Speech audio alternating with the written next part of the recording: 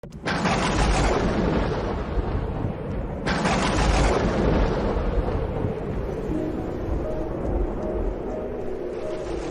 Seigneur soit avec vous. Et avec votre esprit. Évangile de Jésus-Christ selon saint Matthieu. Gloire à toi, Seigneur. En ce temps-là, voyant les foules, Jésus gravit la montagne. Il s'assit et ses disciples s'approchèrent de lui. Alors, ouvrant la bouche, il les enseignait. Il disait: Heureux les pauvres de cœur, car le royaume des cieux est à eux. Heureux ceux qui pleurent, car ils seront consolés. Heureux les doux, car ils recevront la terre en héritage. Heureux ceux qui ont faim et soif de la justice, car ils seront rassasiés. Heureux les miséricordieux, car ils obtiendront miséricorde. Heureux les cœurs purs, car ils verront Dieu. Heureux les artisans de paix, car ils seront appelés fils de Dieu. Heureux ceux qui sont persécutés pour la justice, car le royaume des cieux est à eux. Heureux êtes-vous si l'on vous insulte, si l'on vous persécute, et si l'on dit faussement toutes sortes de mal contre vous à cause de moi. Réjouissez-vous, soyez dans l'allégresse, car votre récompense est grande dans les cieux. C'est ainsi qu'on a persécuté les prophètes qui vous ont précédés. Acclamons la parole de Dieu. Louange à toi, Seigneur Jésus.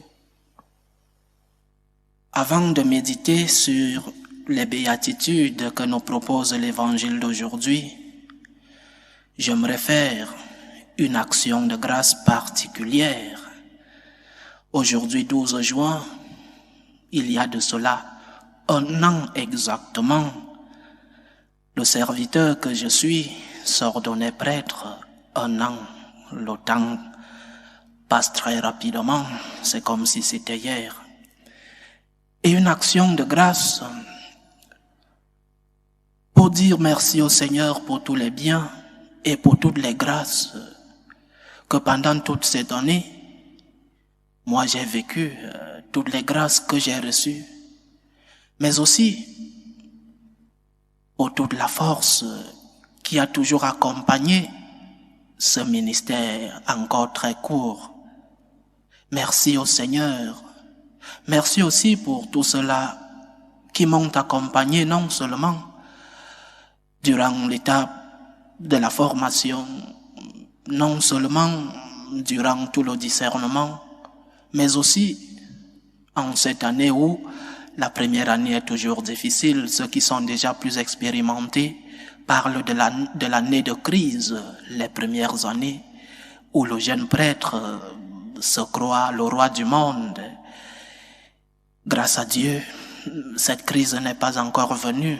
Je sais qu'elle viendra parce que les expérimentés disent toujours la vérité. Merci pour tout ce que j'ai reçu. Merci pour les prières de tous les fidèles que je reçois chaque jour. Un jour d'action de grâce et un jour de pétition, de prière aussi. Il n'est pas coutume pour nous autres prêtres de demander des prières pour nous-mêmes. Aujourd'hui, je fais l'exception, demande de prière. Priez pour vos pasteurs. Priez pour ceux-là que Dieu a mis comme instruments. Priez pour ceux-là que Dieu a mis entre vous et lui.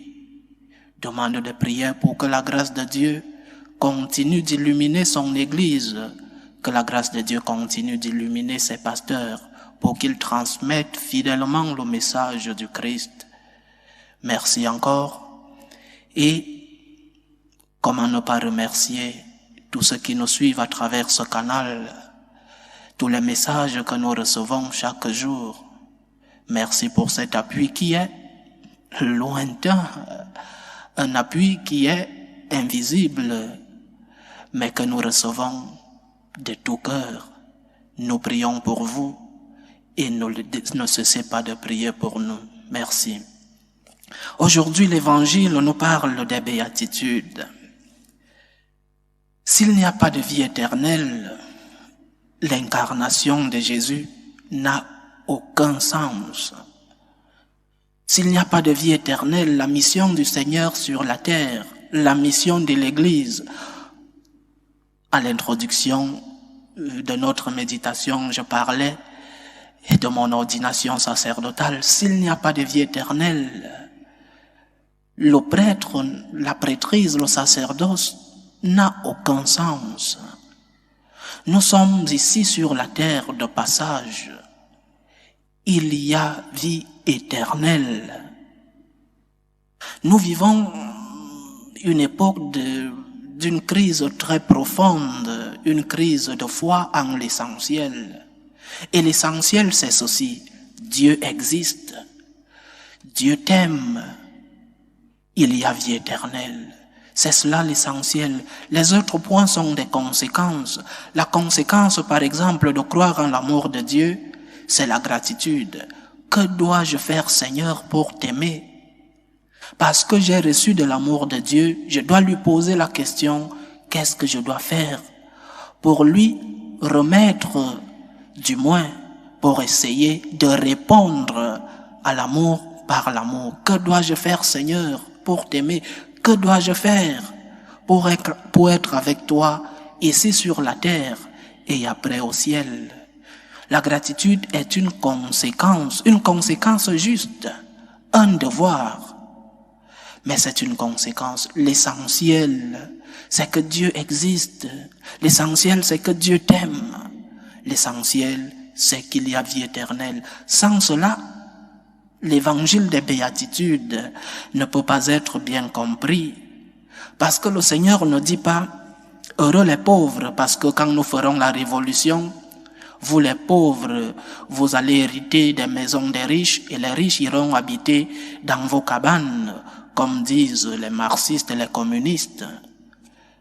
Le Seigneur ne dit pas « Heureux, vous qui souffrez, parce que je reviens dans quelques jours et je vous donnerai une santé éternelle. » Le Seigneur ne dit pas cela.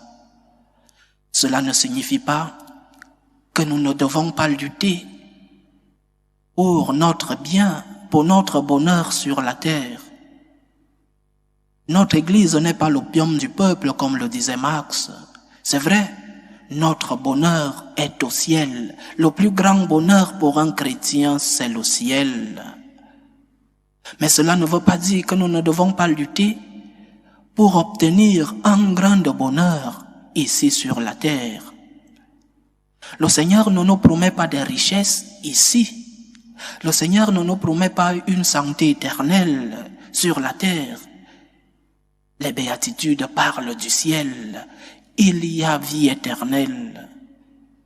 Les chrétiens ont toujours vécu, et l'Église l'a toujours enseigné, que nous devons ici chercher à guérir de nos maladies. Ce n'est pas parce que tu es malade que tu vas aller te coucher et dire qu'il y a vie éternelle. Non.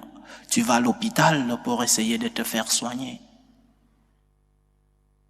Quand ton employé ne te donne pas le salaire qui t'est dû, tu défends tes droits. Tu ne vas pas à la maison et dis, il y a vie éternelle, la manne me tombera du ciel. L'Église a toujours enseigné la défense des droits. L'Église a toujours enseigné la recherche du bonheur sur la terre. Mais l'Église a toujours enseigné que nous devons avoir les pieds sur la terre, mais la tête et le cœur au ciel. Notre patrie, l'ultime patrie, comme disait saint Augustin, est le ciel. Il y a vie éternelle. Et nous ne pouvons pas vivre sur la terre comme si tout finissait ici. Nous sommes dans la tristesse. Nous montons et descendons parce que nous voulons résoudre tous les problèmes sur la terre. Oui, il y a des problèmes que nous devons résoudre et que nous pouvons résoudre. Mais il y a d'autres que nous ne pourrons pas, chers frères et sœurs. Il y a un dicton dans mon pays natal, le Cameroun, qui dit qu'on peut soigner la maladie, mais on ne soigne pas la mort. Oui, Quelqu'un tombe malade, tu tombes malade. Et tu dois essayer de te faire soigner. Tu vas à l'hôpital, tu vas à une pharmacie pour essayer de te soigner. Et si la guérison n'arrive pas? Et si les tiens qui sont malades ne guérissent pas? Parce que nous pouvons soigner la maladie, mais pas la mort. Il y a vie éternelle. Nous devons avoir les yeux levés au ciel, en vivant avec les pieds sur la terre, mais avec nos yeux qui regardent vers le ciel. Il y a vie éternelle. Ce que nous devons faire, chers frères et sœurs, c'est regarder le ciel. En plus des injustices, nous tombons malades. Nous avons des mauvais moments. Nos êtres chers décèdent. L'heure de notre mort à nous-mêmes s'approche. Vraiment, nous sommes de passage sur la terre. C'est peut-être difficile de le dire aujourd'hui, à notre époque, parce que l'homme aujourd'hui croit être éternel. Mais nous sommes de passage sur la terre. Il faut le dire, il faut l'enseigner, il faut insister sur cela. Nous sommes de passage.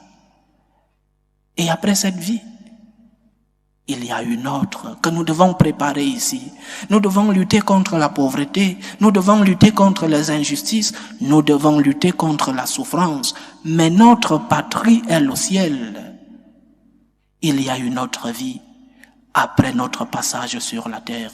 Quand tu souffres, tout en recherchant la solution, dis-toi qu'il y a vie éternelle. Quand tu es malade, quand un des tiens est malade, quand un des tiens décède, il y a vie éternelle. Le Seigneur nous l'a enseigné et il nous l'a prouvé par sa mort et sa résurrection. Ne vivons pas comme si Dieu n'existait pas.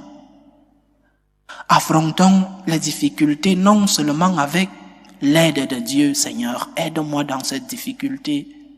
Seigneur, pourquoi pas? Fais un miracle. Seigneur, telle personne qui m'est chère est très malade. Fais un miracle. Pourquoi pas demander des miracles? Mais nous devons avoir la perspective de la vie éternelle. Le plus important, c'est de pouvoir être avec Dieu ici sur la terre et surtout dans la patrie céleste. Il y a vie éternelle. Revenons à la foi de nos anciens, revenons à la foi de nos parents qui ont toujours cru qu'il y a une autre vie après celle-ci. Nous l'avons perdue. Revenons à la foi de nos parents. Il y a vie éternelle. Loué soit Jésus-Christ. À jamais.